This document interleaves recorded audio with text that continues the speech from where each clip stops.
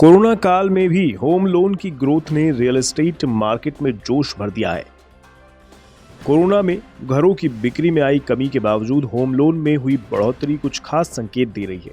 दरअसल कोरोना के बाद वर्क फ्रॉम होम और ऑनलाइन स्कूलिंग जैसी जरूरतों के लिए लोग अब बड़े और महंगे घर खरीद रहे हैं।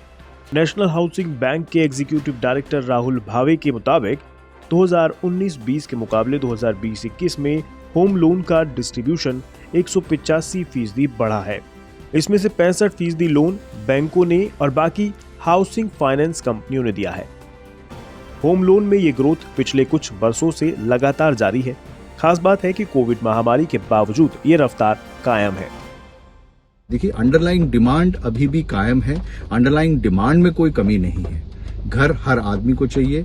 घर की फाइनेंसिंग के लिए naturally reach out finance companies भी कहें, बैंक्स भी कहें, उस तरीके से प्रमोट कर रहे हैं। टेक्नोलॉजी एक बहुत बड़ा इसमें सहकार रहा है to contribute to the overall reach. मैं कहूं स्पेशली कोविड के टाइम्स में जो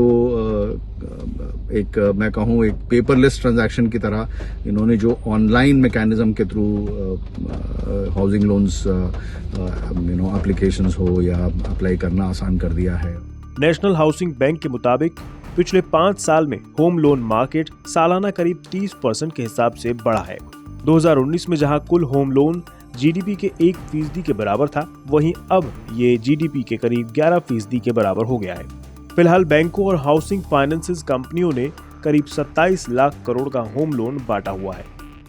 एनएचबी के मुताबिक हाउसिंग सेक्टर की तस्वीर बदलने में टेक्नोलॉजी खास रोल निभा रही है। टेक्नोलॉजी का इस्तेमाल बढ़ने से प्रॉपर्टी मार्केट के इकोसिस्टम तक आम लोगों की पहुंच बढ़ी है। डिजिटल टेक्नोलॉजी से प्रॉपर्टी के लिए लोन देने का तरीका भी आसान हुआ है। होम लोन की इस ग्रोथ से संकेत मिलते हैं कि कोरोना काल में प्रॉपर्टी की बिक्री शुरुआत में बुरी तरह लड़खड़ाने के बाद धीरे धीरे सामान्य होने की तरफ बढ़ रही है। जरूरत के मुताबिक घरों के साइज बढ़ाने के लोगों के फैसले और पुराने अप्रूव्ड लोन के डिस्ट्रीब्यूशन से होम लोन के पोर्टफोलियो में इजाफा हो रहा है।